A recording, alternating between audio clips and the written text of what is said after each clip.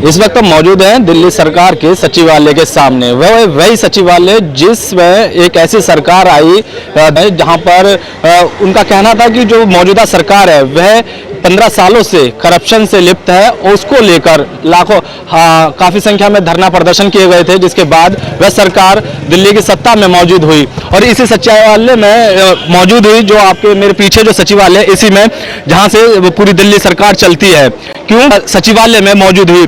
आज उसी सचिवालय के बाहर और उसी सरकार के खिलाफ कुछ लोग प्रदर्शन कर रहे हैं। ये वही लोग हैं जिन्होंने भरोसा जो है दिल्ली सरकार के ऊपर किया था और उनको रोजगार देने की बात की गई थी और जिसके बाद उनको रोजगार भी मिला, लेकिन आज उनके हाथ में पैसे नहीं मिले।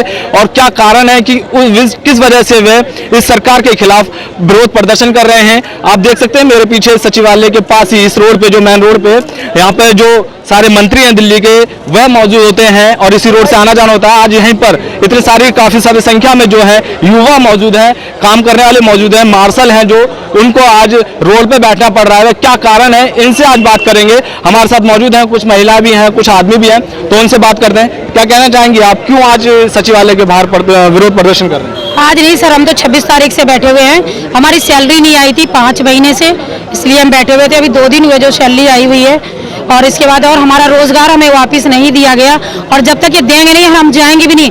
परसों हमारा एक भाई शहीद हो गया और कल एक महिला शहीद हो गई और आज एक सुबह एक मेरा भाई शहीद हो गया, उसकी खबर आई है।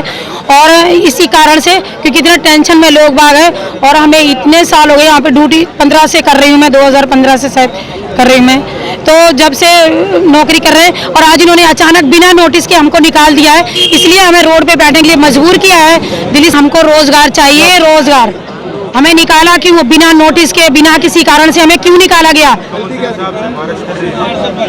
हमारे साथ और भी लोगों से बात कर लेते हैं। आप क्या कहना चाहेंगी इस पूरे मामले पर, जो इतने सारे लोग आप यहाँ पर आए हैं?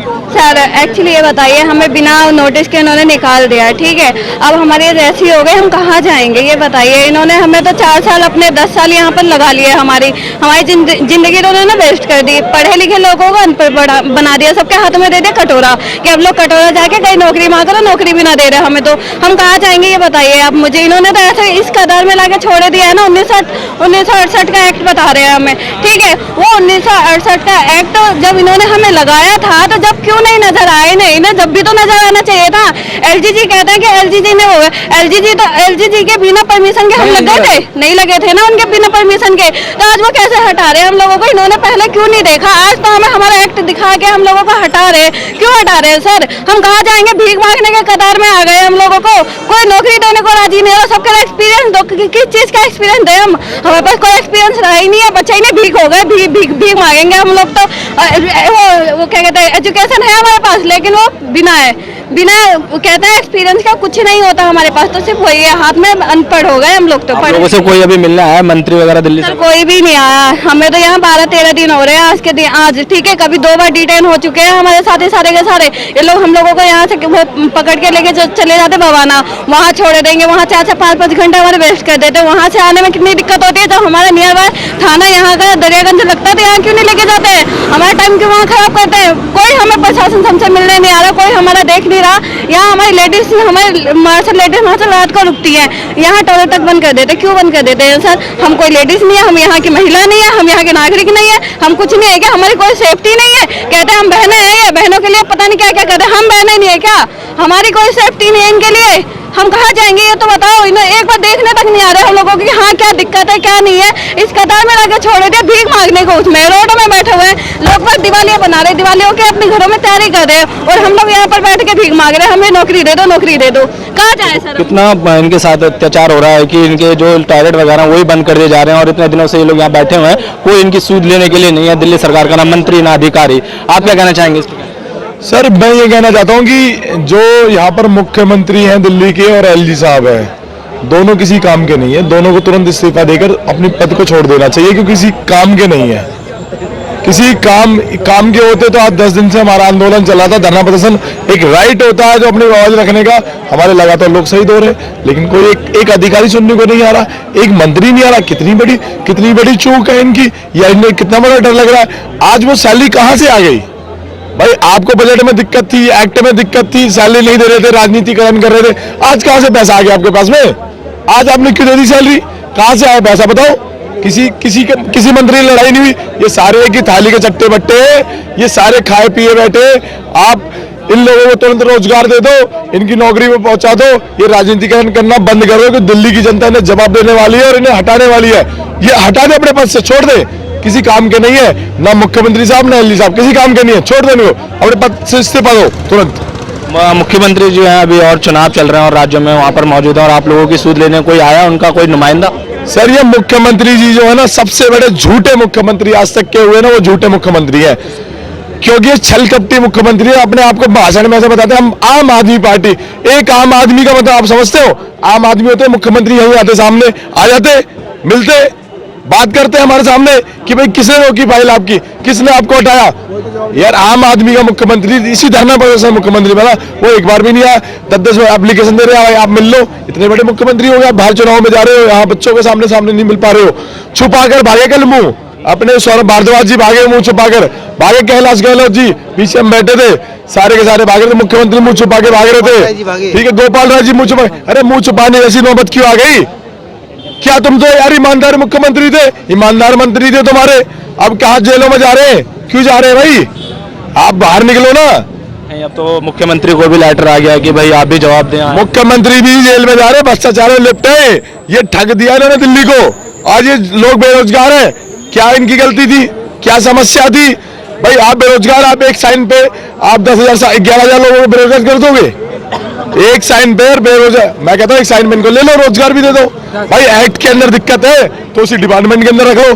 दिल्ली के 39 डिपार्टमेंट में काम करते हैं। की बात कर रहे हैं, क्या पहले एक्ट की दिक्कत नहीं थी कोई जब इन्होंने भर्ती करा था आप लोगों को? सर एक्ट में दिक्कत है तो कौन सा अधिकारी सस्पेंड हुआ, कौन सा अधिकारी टर्मिनेट हुआ, कौन सा अधिकारी जेल में गया, कौन सा मंत्री जेल में गया?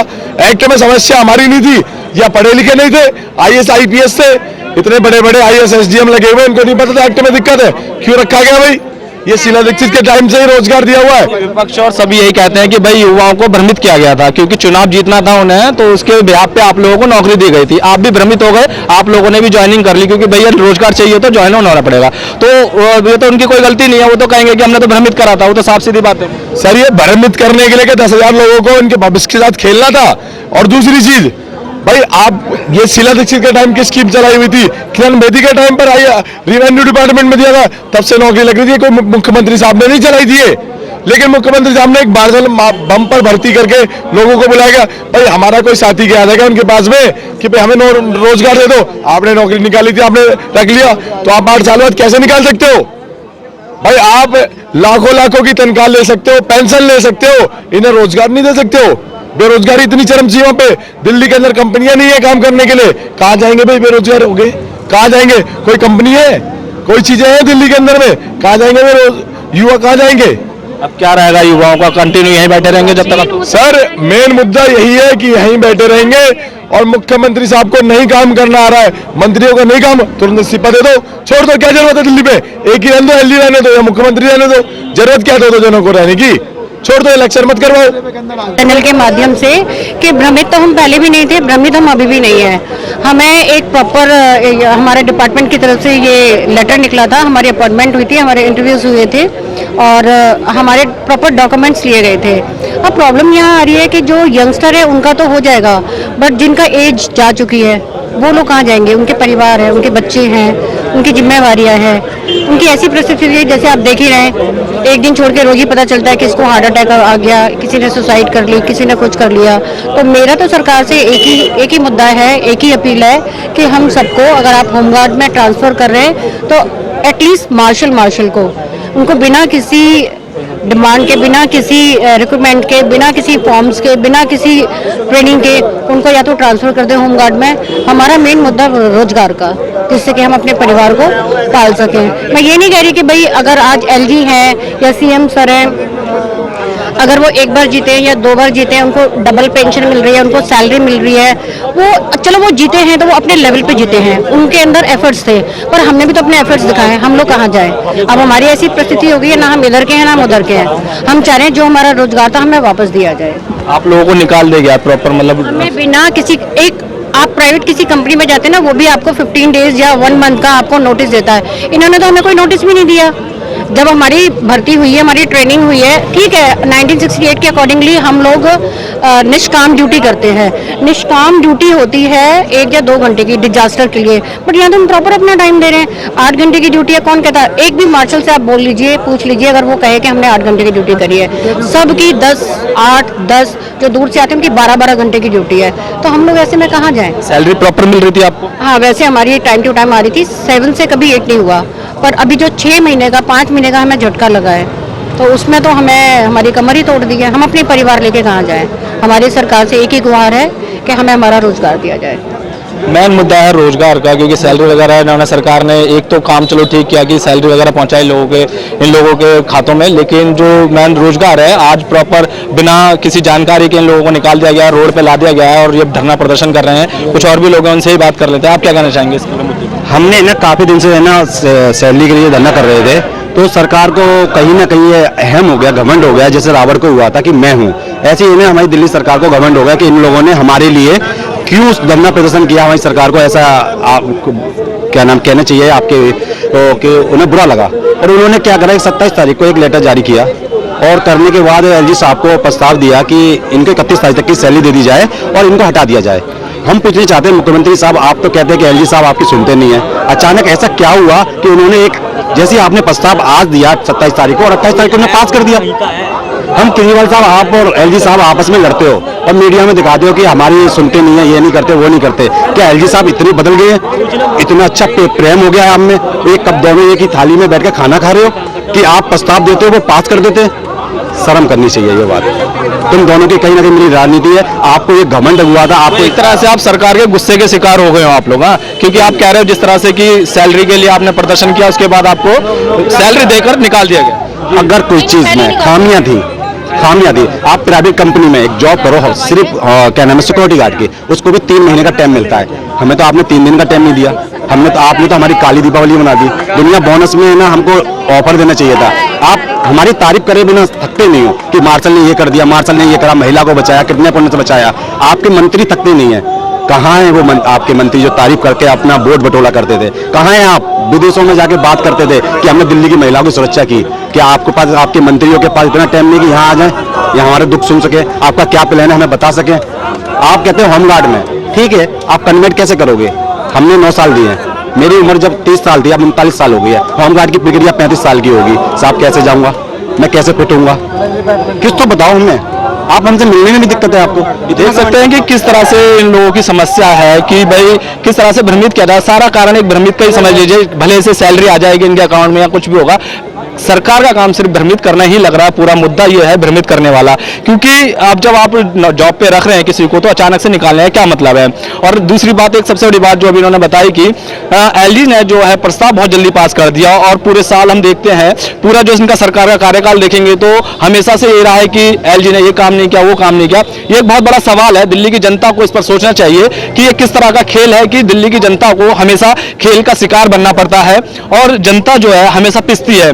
और ये आप देख सकते हैं तस्वीर जो है मैं इस तरफ दिखा रहा हूं, क्योंकि इस वीडियो के माध्यम से आप देख सकते हैं किस तरह से जो दिल्ली की जनता को भ्रमित किया जाता है कि भाई हम लोग तमाम सारे वादे कर देते हैं और उसके बाद जब कोई समस्या आती है तो जिन मुद्दों को लेकर वो प्रदर्शन कर रही थी सरकार, आज उसी सरकार के खिलाफ वही जनता रोड पर उतरी हुई है। तो आप देख सकते हैं मेरे सामने कितने सारे युवा हैं जो यहाँ बैठे हुए हैं और अपनी जो मांगे हैं उनको पूरा करने के लिए बैठे हुए हैं। इनके जो रोजगार है वो नहीं मिल पा रहा है इनका। देखो किस तरह के नारे हैं रोजगार, और रोजगार की बात करते हैं तमाम। अभी चुनावों में जो है यही बात उठ रही है कि रोजगार होना चाहिए।